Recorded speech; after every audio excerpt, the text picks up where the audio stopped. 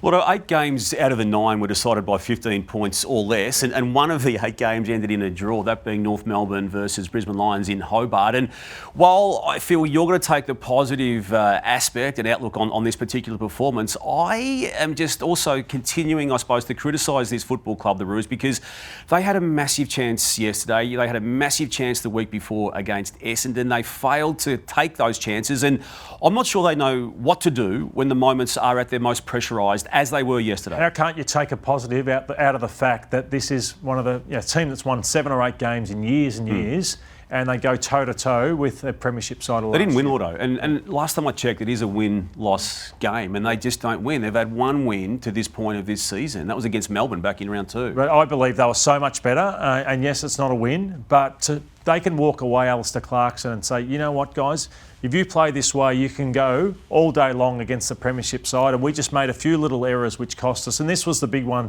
for me late in the game, Damo. So I'd walk in there and say, we'll beat Richmond next week if we play this way. So Constanti taking the ball here? Constanti takes the ball. So he either blocks or he gives it, and you've got all the space to get out the back. So it's just a moment of madness where he didn't think through, take the play, and they should have scored at least in that last. And there was a skill error prior to that, wasn't there, where Cherry just missed Simpkin on a handball, and it wasn't quite up to it. No, it wasn't. And what I also liked about North is they were 20 points down in that game, half-time.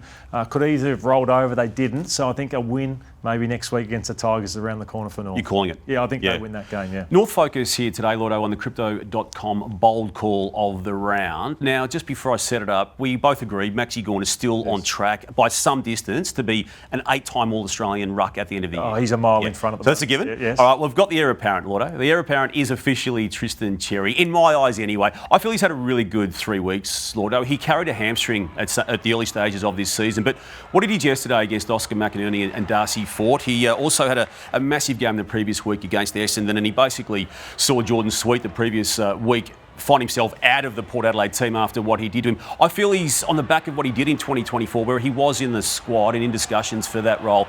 I feel he's backed it up, and now that he's over that hamstring complaint, he is number 2. I've got him at 4, so he's a very good player, but I've got De Koning ahead of him, who mauled him on that Good Friday game, and also got Darcy Cameron as a player who has more value for what he does. And Lloyd Meek, I think, is in the conversation as well.